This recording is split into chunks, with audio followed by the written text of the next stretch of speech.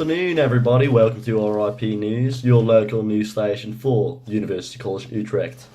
So, tonight on RIP, a student was spotted 45 minutes too late for his history lesson because he was carrying a crate of beer for the later ball in the night. After this, a higher frequency of dogs has been spotted on campus, and a hazardous amount of glass has been spotted around a KH, a Kromhout residence. Then, finally, and most exciting of this news report, is a new study is researching if openness and class participation are related. And then finally, we will go on to the weather. Thank you. So, if a student was 45 minutes too late for class, this must be extremely detrimental to his class participation grade. We'll see what happens to him next week. Now, the high frequency of dogs. With the exams coming up, this extreme frequency of dogs will help de-stress our students here on campus. Now, the glass around KH has been monetized by Martin Diedrichs, but is still not yet being cleaned up by the residents of the Kromhout house. We will see what happens to that next week. Now, on to the study.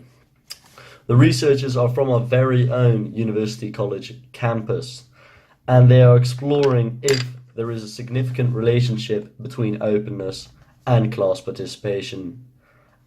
So, can openness explain class participation? Their hypothesis states that there will be a significant positive relationship between the two, where an increase in openness leads to an increase in class participation. So, we all know individuals differ in how active they are in class, whether they are the ones falling asleep, chatting the entire time, or if they're the star of the class and are right in front listening eagerly to what the teacher has to say. Researchers thought that this variance in behavior could be affected. They looked specifically at openness, the ability to share one's thoughts and feelings. There are many different definitions for openness and classroom behaviors, so the researchers decided to go with the following definitions. For openness, their conceptual definition refers to somebody who is creative, flexible, curious, and adventurous. Moreover, somebody who is inclined to have a great variety in his or her everyday life. Now, the operational definition refers to the score on the Big Five inventory. This will be referenced after this journalistic report. A higher score on the Big Five inventory represents a higher level of openness to experience. So, the definitions for class participation. Conceptually, class participation is being responsive as well as an active participant in class discussions. Moreover, students will also feel comfortable to ask questions. The operational definition is the score on the classroom participation questionnaire, which the researchers themselves have devised.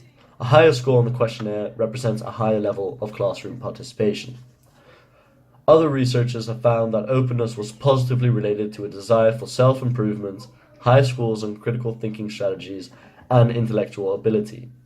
This personality trait also showed signs of being persistent, having the desire for achievement, and the preference for variety in life. Additionally, openness was negatively related with withdrawing, disliking school, and feeling discouraged. The test was run on the campus of University College Utrecht. Sadly, this does add elements of bias to the research project. Coverage bias is apparent, as participants will all be from the same campus. In addition to this, response bias will also play a role in hampering the legitimacy of these results. Openness is an extremely broad concept. Moreover, it is merely 1 out of 5 personality traits as defined by the Big Five. Therefore, openness is not able to account for all aspects of one's character and might take many different shapes in combination with a variety of personality traits. Hence, by merely assessing openness as an independent variable, there might be other personality traits serving as a confounding variable in this research. Consequently, researching and possibly pinpointing the effect of one personality trait can merely be done if the other personality traits are controlled. This has proven to be extremely difficult for the researchers, and we will see how they progress. So, now I'm going to talk a bit more about some of the drawbacks of this research. So, one major drawback of the research is the self-report aspect of the study. Firstly, this might lead to untruthfully answered questions, as seeing as the college students answered a survey in relation to their research and practice class, the students might want to come across as highly participative in class. Moreover, the self-report surveys are sent out over email and could be answered at any time. The data might be influenced by the mood one was in, as well as the care with which one filled out the survey. Furthermore, there was no incentive for students to answer the research truthfully. Consequently, one can question the reliability of the obtained data.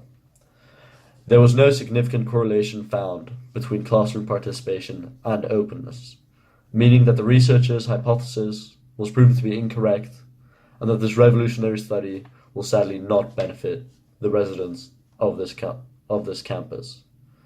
This was RIP News. Now on to the weather. Pretty much everywhere, it's gonna be hot. Janet? Then I don't need a jacket. Thanks, Arthur.